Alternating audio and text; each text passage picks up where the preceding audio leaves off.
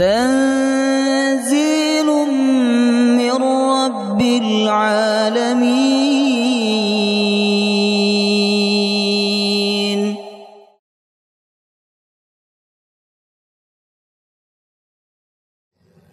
بسم الله الرحمن الرحيم.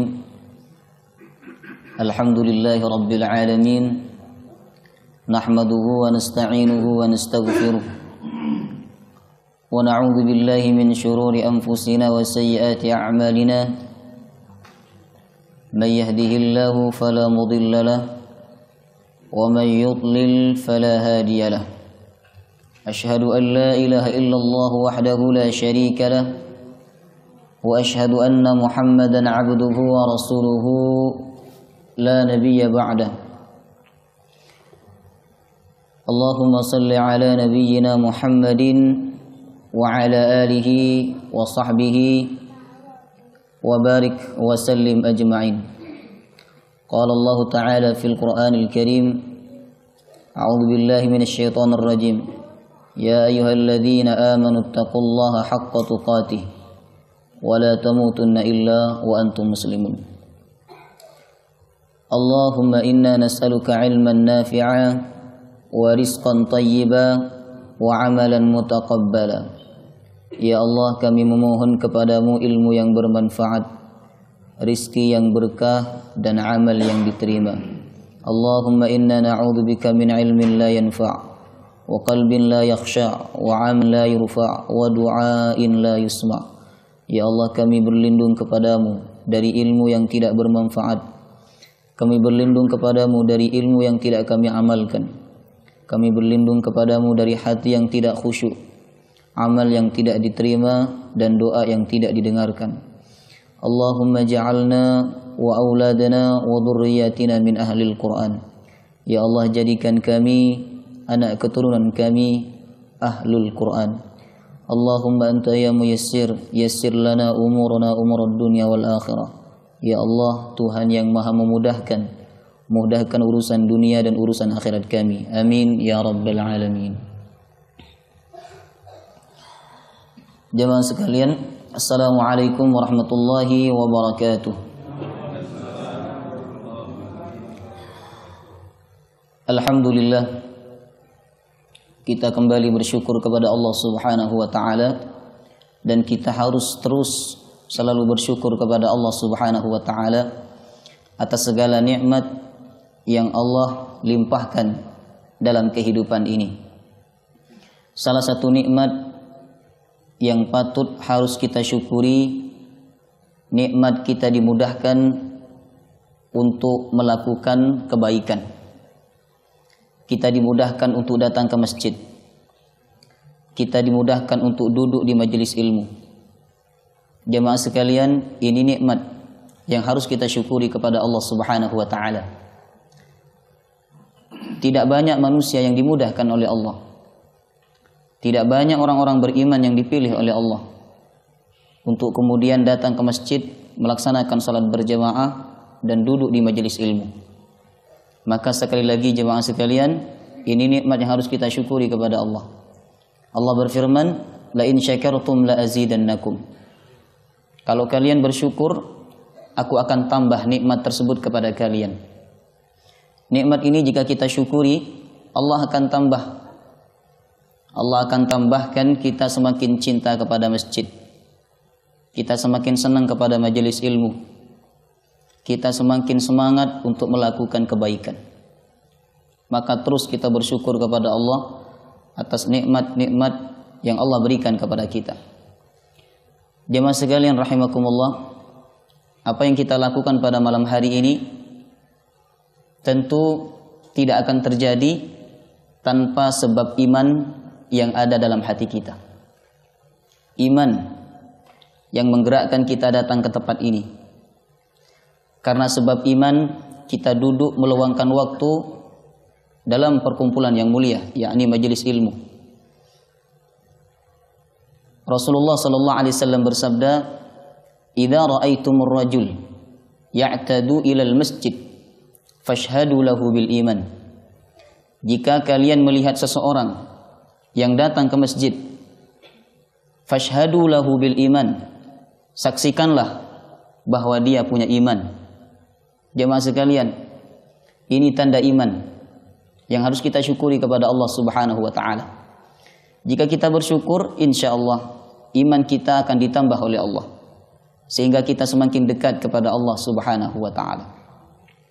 Semoga kita istiqomah di jalan kebaikan. Amin ya rabbal alamin. Jemaah sekalian rahimakumullah, malam hari ini masih dalam surah yang sama, yakni surah Al-Baqarah. Kita akan mengkaji ayat 31 insyaallah sampai ayat 33.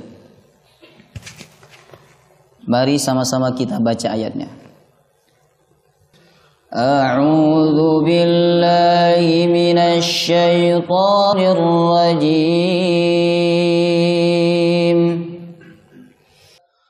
Wa 'allama Adama al-asma'a kullaha thumma 'aradahum 'alal malaikah ثم عرضهم على الملائكة فقال أنبئوني بأسماء هؤلاء. Biasma panjangnya sama dengan haula, ini panjangnya sama. Sama-sama 6 harokat atau 3 alif. Usahakan panjangnya sinkron Bapak Ibu. Jangan sampai pertama 2 alif, kemudian yang kedua 3, yang ketiga 2 alif. Misal bi asma'i haula'i in kuntum shadiqin. Tidak sinkron itu kurang bagus dalam adab membaca Al-Quran. Jadi cara bacanya harus sinkron, sama. Jika yang pertama kita mengambil panjang 3 alif, maka yang kedua dan ketiga juga kita mengambil panjang 3 alif. Matan.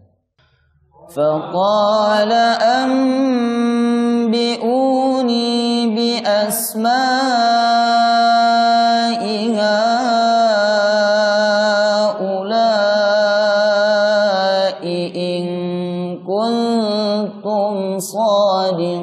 صادقين قالوا سبحانك لا علم لنا إلا ما علمتنا إنك أنت العليم الحكيم. Huruf ha hati-hati, jangan sampai dibaca ha atau kha. Kalau dibaca huruf kha ada bunyi ngoroknya sedikit. Contoh hakim, hakim. Ini salah fatal karena merubah huruf. Harus segera diperbaiki. Atau dibaca ha. Contoh alimul hakim. Ini juga cara baca yang sangat fatal. Ha tipis. Nah, coba sama-sama. Ha, hi, hu. Sama-sama. Ha, hi, hu. Tipis. Kalau pengen fasih belajar makhraj, setelah sholat subuh, baca Quran dengan suara yang keras. Di rumah. Bukan di masjid, di rumah. Ya, pakai suara keras. Nah, supaya cepat fasih. Innaka antal alimul hakim. Qala ya Adamu anbi'hum bi asma'ihim. Falamma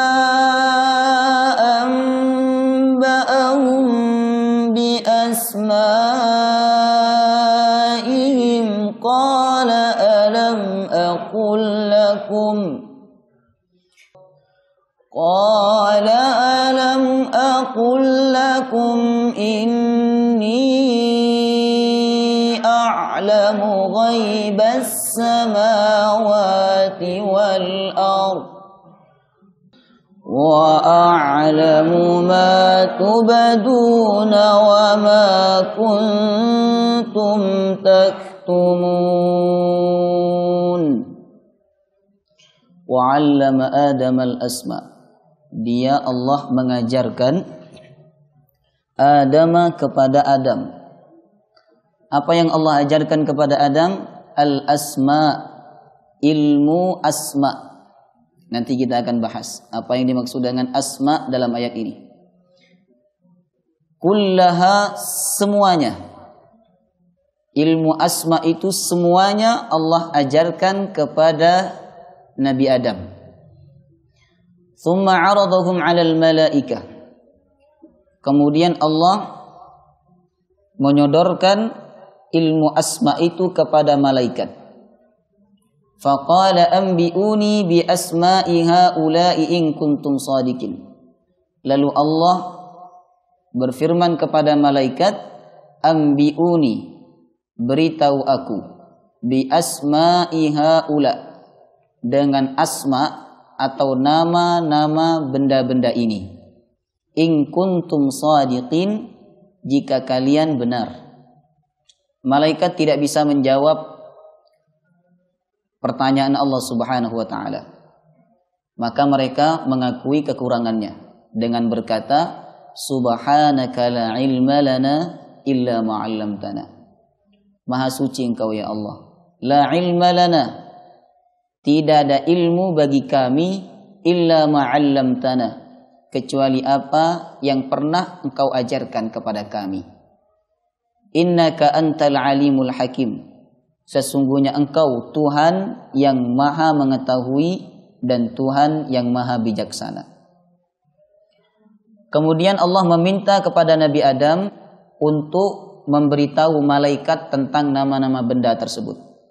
Allah berfirman, Qala ya Adam, wahai Adam, ambi'hum bi asma'ihim.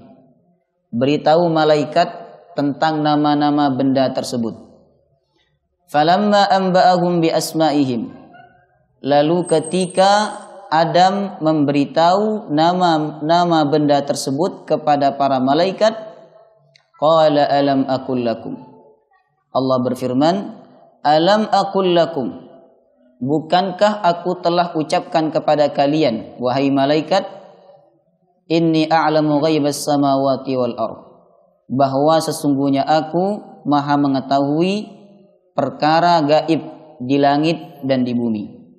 Wa a'lamu ma tubaduna wa ma kuntum taktumun, dan saya mengetahui apa yang kalian tampakkan dan apa yang kalian sembunyikan. Jemaah sekalian rahimakumullah, dalam pembahasan kali ini saya ingin menyampaikan 3 poin. Yang pertama, munasabah, hubungan ayat 31 dengan ayat 30, dengan ayat sebelumnya. Kemudian yang kedua, tafsir ayat 31 sampai 33. Yang ketiga, pelajaran atau hikmah yang bisa kita ambil dari pembahasan ayat 31 sampai 33. Kita mulai dari yang pertama, munasabah. Hubungan ayat 31 dengan ayat sebelumnya, yakni ayat 30. Pada ayat 30, Allah menyampaikan rencananya kepada malaikat bahwa Dia akan menciptakan manusia sebagai khalifah di bumi. Kemudian pada ayat 31, Allah Subhanahu wa taala mengajarkan kepada Nabi Adam ilmu-ilmu yang berkaitan dengan tugasnya dia sebagai khalifah di bumi. Nah, ini hubungan antara ayat 31 dengan ayat sebelumnya. Baik, yang kedua kita masuk kepada tafsir ayat 31 sampai 33. Wa 'allama Adam al-asma'a kullaha. Wa 'allama, dan Allah mengajarkan. Allah memulai firman-Nya dengan waw. Waw atof. Waw itu ada 3. Ada waw atof, ada waw isti'naf, ada waw qasam. Paham Bapak Ibu? Ada waw atof, waw isti'naf, ada waw qasam.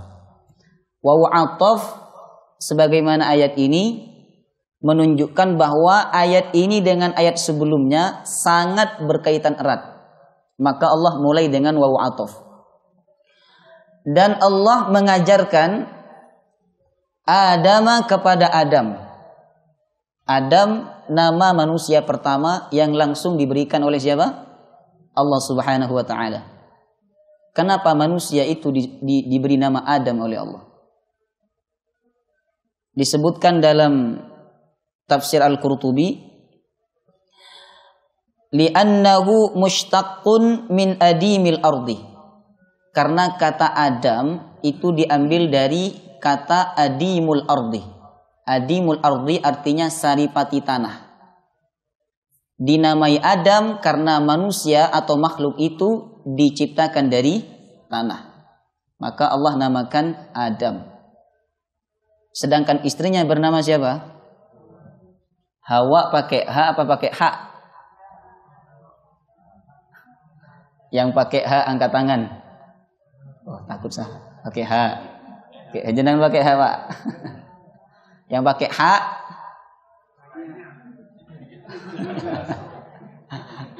Yang tak pakai apa-apa. Ya. Hawa dari kata hayyun berarti pakai H. Artinya hidup. Ya. Karena dari Hawa lah banyak manusia yang hidup, ya, punya keturunan sehingga sampai kepada kita saat ini. Jadi Adam dinamakan dengan Adam karena dia terbuat dari tanah. Sebagaimana riwayat sahih dalam riwayat Imam At-Tirmizi. Ini hadisnya hasanun sahihun.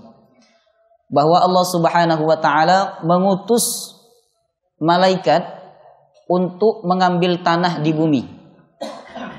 Panjang kisahnya, saya ringkas saja. Malaikat diutus oleh Allah untuk mengambil tanah di bumi. Maka malaikat mengambil tanah yang berbeda-beda. Dikatakan dalam hadis ini, wa akhadha min turbatin hamra wa bayda wa sauda. Malaikat mengambil tanah yang berwarna merah, tanah merah. Malaikat juga mengambil tanah yang berwarna putih. Malaikat juga mengambil tanah yang berwarna hitam. Falidzalika kharaja banu Adam mukhtalifin. Oleh karena itu, anak keturunan Adam kulitnya berbeda-beda. Nah, okay. Ada yang putih kemerah-merahan. Nah, kalau di sini nggak ada, ya. Adanya di sana Eropa. Kemudian ada yang putih. Ada yang hitam. Nah, ada yang setengah putih, setengah hitam. Nah, itu kita orang Indonesia, setengah putih, setengah hitam. Karena ngambil tanahnya dulu malaikat beda-beda, digabung jadi satu. Ada yang mungkin di antara kita tercipta dari tanah hitam, akhirnya. Ada kata orang tercipta dari tanah sengketa, hidupnya selalu bersengketa. Baik. Yang jelas Nabi Adam dinamakan Adam oleh Allah karena dia tercipta dari tanah. Wa 'allama Adam. Allah mengajarkan kepada Adam. Apa yang Allah ajarkan? Al-asma'a kullaha. Ilmu asma. Semuanya Allah ajarkan kepada Nabi Adam. Saya ingin berhenti sampai kullaha. Jemaah sekalian rahimakumullah. Ada 3 poin yang harus kita garis bawahi pada potongan ayat ini. Pertama, ilmu. Yang kedua, pengajar. Yang ketiga, orang yang diajar. Baik. Ilmu. Nama ilmunya apa tadi? Ilmu asma. Pengajarnya siapa? Siapa pengajarnya, Pak? Allah. Yang diajarkan siapa? Adam alaihissalam. Baik. Pengajarnya Allah. Allah subhanahu wa ta'ala mengajarkan ilmu kepada manusia ada dua cara. Ini perhatikan baik-baik, ada dua cara. Yang pertama, Allah mengajarkan secara langsung tanpa perantara. Inilah yang kemudian disebut sebagai ilmu laduni.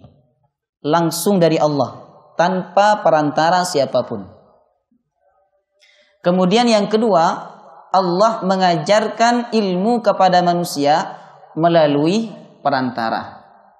Perantara belajar, perantara ulama, perantara nabi, perantara ustadz.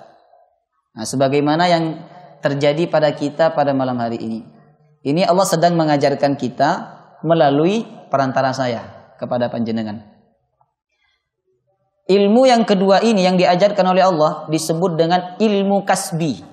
Ilmu yang kita dapatkan kalau kita punya usaha untuk belajar.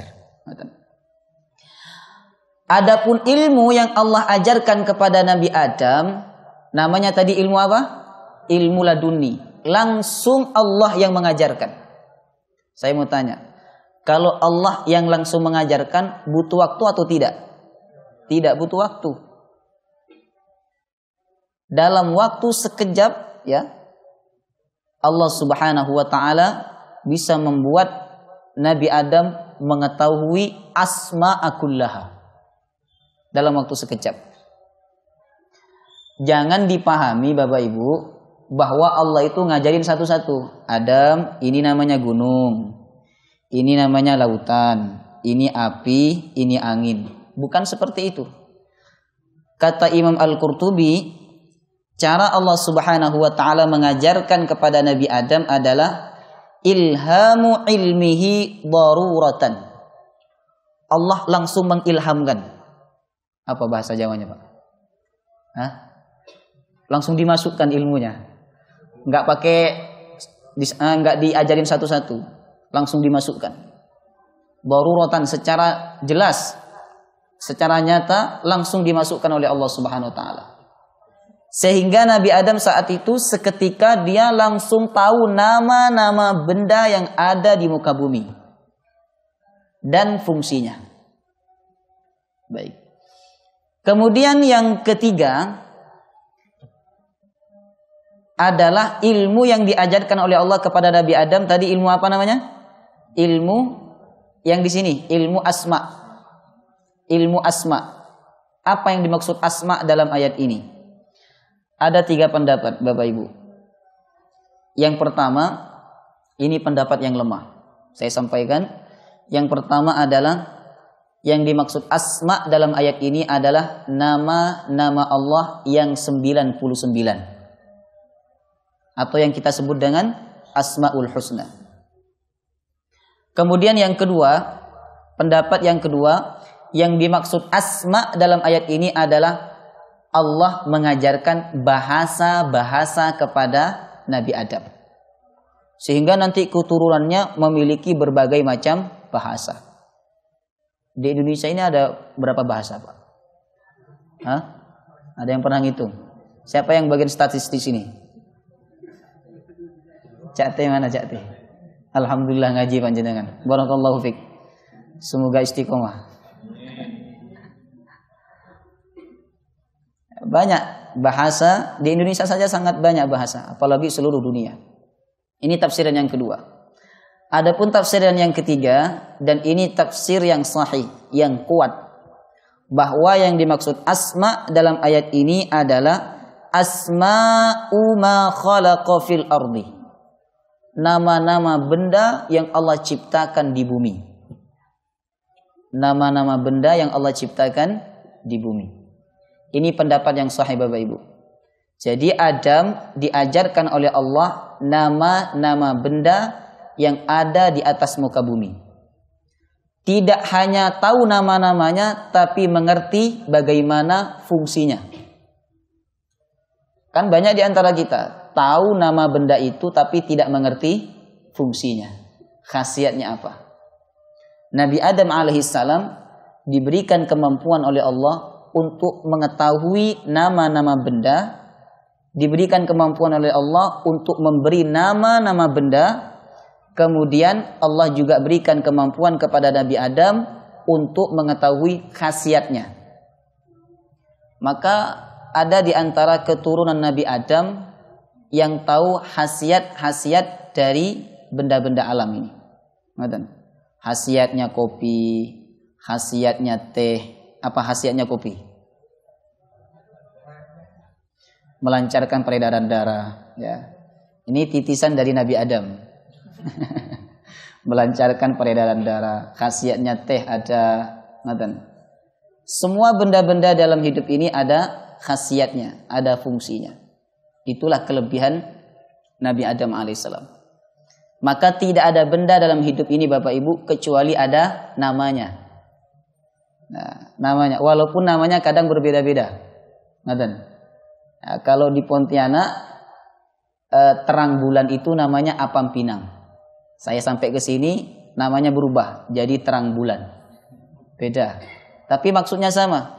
Artinya manusia tidak kehabisan bahasa untuk memberikan nama. Itulah kehebatan dan kelebihan manusia. Sehingga manusia diangkat oleh Allah menjadi khalifah di muka bumi. Kemudian setelah Nabi Adam diajarkan nama-nama benda beserta fungsinya yang ada di muka bumi, lalu Allah ingin membuktikan kepada malaikat bahwa yang berhak menjadi khalifah itu adalah Adam, bukan malaikat. Bagaimana caranya? Allah mengambil beberapa benda yang ada di muka bumi, kemudian Allah sodorkan kepada malaikat. Tsumma aradahum.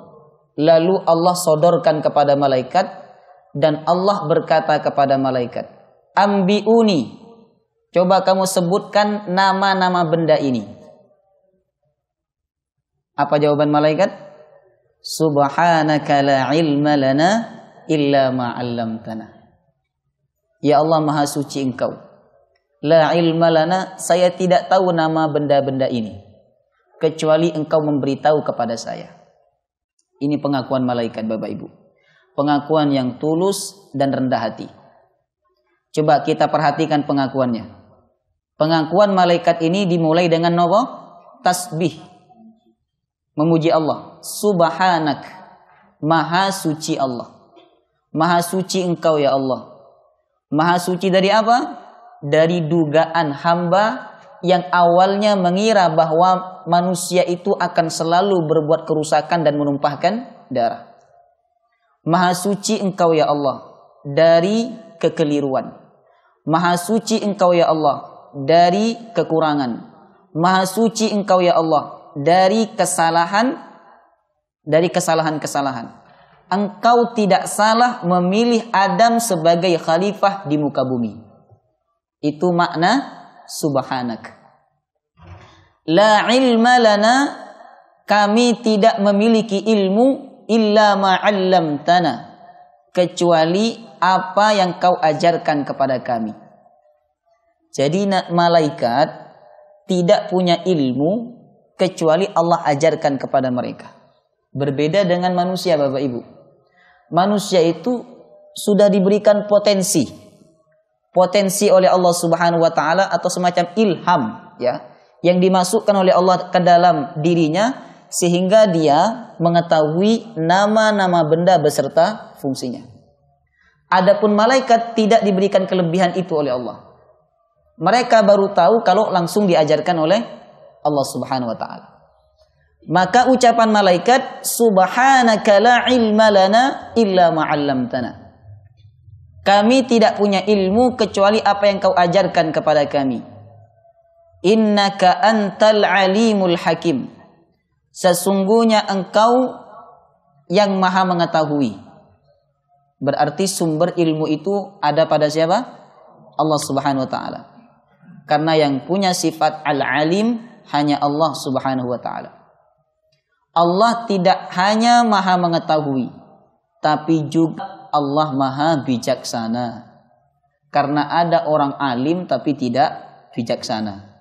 cerdas, banyak ilmunya, banyak hafal hadis, bahkan hafal Quran, tapi belum tentu dia bijaksana.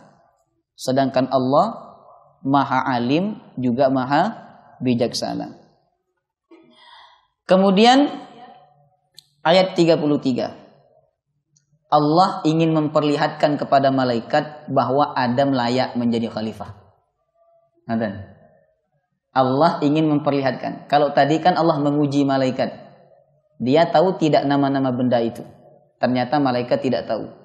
Nah, sekarang Allah ingin menampilkan sosok Adam di hadapan malaikat bahwa dia layak menjadi khalifah di muka bumi. Bagaimana caranya? Allah perintahkan kepada Adam untuk memberitahu malaikat tentang nama-nama benda tersebut. Maka Adam memberitahu kepada malaikat, ini namanya ini, fungsinya ini. Ini namanya ini, fungsinya ini, dan seterusnya. Setelah Adam memberitahu kepada malaikat, lalu Allah berkata kepada malaikat, Alam aqul lakum inni a'lamu ghaibas samawati wal ard. Bukankah aku sudah katakan kepada kalian bahwa aku mengetahui yang gaib di langit dan yang gaib di bumi. Wa a'lamu ma tubaduna wa ma kuntum taktumun. Dan saya mengetahui apa yang kalian tampakkan dan apa yang kalian sembunyikan. Tidak ada yang tersembunyi dari Allah. Wa ma yakhfa 'ala Allahi min syai'in fil ardi wala fis sama. Tidak ada yang tersembunyi dari Allah di bumi maupun di langit. Jemaah sekalian rahimakumullah, demikian tafsir ayat 31 sampai 33. Nah, sekarang kita masuk poin yang ketiga. Tadi poin yang ketiga apa? Pelajaran yang bisa kita ambil dari ayat 31 sampai 33. Yang pertama, pelajaran yang pertama, jika kita ingin memberikan tanggung jawab kepada seorang manusia untuk melakukan sesuatu, maka ajarkanlah mereka ilmu-ilmu yang berkaitan dengan tugasnya. Kalau ada seseorang yang ingin menyuruh orang lain untuk melakukan sesuatu, sebelum dia melakukan itu harus dibekali ilmunya dulu. Harus dibekali ilmunya. Sebagaimana Rasulullah SAW sebelum berdakwah, apa yang diajarkan oleh Allah? Apa yang diajarkan oleh Allah ketika masih muda? Mengembala kambing. Itu bagian daripada cara Allah mengajar jiwanya Nabi Muhammad dalam berdakwah. Tidak mudah loh Bapak Ibu mengembala kambing itu.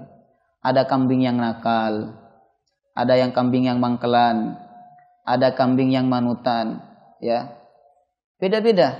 Untuk mengumpulkan mereka jadi satu itu susah. Karena itu sebelum Nabi Muhammad ngurus manusia, berdakwah kepada manusia, menyatukan tauhidnya manusia, terlebih dahulu Allah latih dengan mengembala kambing. Nah, ini perlu dipraktekkan di sini. Pelatihan mubaligh sebelumnya ngembala kambing dulu. Nah, kalau di Muhammadiyah ada, ya, pelatihan mubaligh sebelum jadi mubaligh ngembala kambing dulu. Ini perlu disampaikan. Jadi sebelum berdakwah ngembala kambing dulu. Kalau ngembala kambing aja nggak bisa, apalagi dakwah kepada manusia. Baik. Sebagaimana Allah, sebelum Allah Subhanahu wa taala menurunkan Adam ke muka bumi untuk menjalankan tugasnya sebagai khalifah, Allah bekali dia dengan ilmu asma. Itu pelajaran yang pertama. Kemudian yang kedua, Allah mengajarkan ilmu kepada siapa saja yang Dia kehendaki. Allah mengajarkan ilmu kepada siapa saja yang Dia kehendaki. Dalam konteks ayat ini, yang dikehendaki oleh Allah siapa? Nabi Adam. Malaikat tidak dikehendaki oleh Allah untuk mengetahui ilmu asma. Yang dikehendaki adalah Adam. Jadi ilmu Allah itu akan diberikan kepada siapa saja yang Dia kehendaki. Yu'til hikmata may yasha. Allah akan memberikan hikmah atau ilmu kepada siapa saja yang Dia kehendaki. Nabi Sulaiman, dia tidak memiliki ilmu sebagaimana ilmu yang Allah ajarkan kepada burung hudhud. Burung hudhud itu Bapak Ibu, dia punya ilmu yang tidak dimiliki oleh Nabi Sulaiman. Dari mana burung hudhud itu dapat ilmu? Dari Allah Subhanahu wa taala. Allah mengajarkan ilmu kepada siapa saja yang Dia kehendaki. Sebenarnya ayat ini teguran kepada orang-orang ahlul kitab yang ada di Madinah. Mereka tidak mau beriman kepada Nabi Muhammad karena Nabi Muhammad itu bukan dari kalangan mereka. Nabi Muhammad dikehendaki oleh Allah untuk terlahir dari kalangan Arab. Allah mengingatkan, saya memberi ilmu, saya memberi hikmah, saya memberikan kenabian kepada siapa yang saya kehendaki, bukan sesuai kehendak kalian. Maka berimanlah, kalau kalian percaya kepadaku, kata Allah, beriman kalian. Ternyata orang-orang ahlul kitab banyak yang tidak beriman kepada Rasulullah sallallahu alaihi wasallam. Itu pelajaran yang kedua. Pelajaran yang ketiga, jangan bilang Allah tidak adil. Karena Allah mengajarkan ilmu asma kepada Nabi Adam, tapi Allah tidak mengajarkan kepada malaikat. Sekilas kalau kita baca ayat ini, seandainya malaikat diajarkan oleh Allah, pasti dia juga tahu ilmu asma itu. Kenapa Allah tidak ajarkan kepada malaikat? Yang jelas jangan bilang Allah tidak adil. Allah suci daripada itu. Karena itu malaikat ketika mengakui kekurangannya, dia menyebutkan tasbih dulu. Subhanak, maha suci engkau ya Allah. Dari dugaan hamba, dari prasangka hamba yang tidak baik tentangmu. Nah, apa hikmahnya Allah tidak mengajarkan ilmu asma kepada malaikat? Karena ilmu asma itu tidak dibutuhkan oleh malaikat. Nama-nama benda di dunia ini dibutuhkan atau tidak oleh malaikat? Tidak dibutuhkan. Karena tugasnya mereka di mana? Di langit, membawa berita-berita langit kemudian turun ke dunia. Karena tidak dibutuhkan itu, maka Allah tidak ajarkan kepada malaikat. Justru Allah ajarkan kepada Adam karena Adam sebagai khalifah di muka bumi. Sampai sini paham Bapak Ibu? Alhamdulillah. Kemudian pelajaran yang keempat. Pengakuan malaikat ini harus kita contoh. Ketika malaikat ditanya oleh Allah tentang nama-nama benda, lalu mereka tidak mengetahui nama-nama benda itu, mereka tidak bisa menjawab, apa yang mereka katakan? La ilma lana. Saya tidak tahu ya Allah, kecuali apa yang kau ajarkan kepada kami. Ini sikap yang harus kita contoh. Ketika kita ditanya tentang ilmu, lalu kita tidak tahu, katakan tidak tahu. Jangan sok tahu. Ditanya tentang ilmu, apalagi fatwa. Hati-hati kalau berfatwa. Bahkan Nabi bersabda, man afta bi ghairi ilmin la'anathul malaika. Siapa yang berfatwa tanpa ilmu akan dilaknat oleh malaikat. Maka tanggung jawab seorang pendai, mubaligh, ustaz itu sangat berat. Sebelum saya datang ke sini, saya belajar dulu. Saya seleksi dulu apa yang harus saya sampaikan. Benar tidak apa yang harus saya sampaikan dan seterusnya. Berat. Karena urusan dakwah ini bukan hanya urusan dunia. Kalau salah, keliru akan dituntut oleh banyak umat nanti di akhirat. Maka ketika kita ditanya tentang ilmu, lalu kita tidak tahu, katakan tidak tahu. Apa kata ulama? Al-wajib ala man su'ila an ilmin ayyakula illam ya'lam Allahu a'lam wala adri. Kewajiban bagi seorang muslim, jika ditanya tentang ilmu, lalu dia tidak tahu, maka dia harus mengucapkan Allahu a'lam. Hanya Allah yang mengetahui, wala adri, dan saya tidak tahu. Imam Malik, Bapak Ibu, pernah ditanya 40 masalah fikih. Di antara 40 masalah fikih itu, yang dijawab hanya satu. Satu yang dijawab.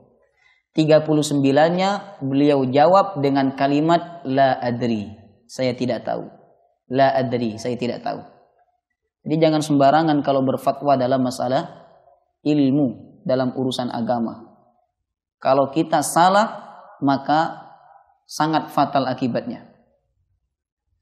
Bahkan sahabat Ali bin Abi Thalib berkata, wa bardaha 'alal kabid. Dia berkata wa bardaha 'alal kabid 3 kali. Apa artinya wa bardaha 'alal kabid? Hati saya sangat senang. Hati saya sangat senang, hati saya sangat senang ketika saya ditanya tentang ilmu, lalu saya mengucapkan la adri. Saya tidak tahu. Terbalik dengan kita Bapak Ibu.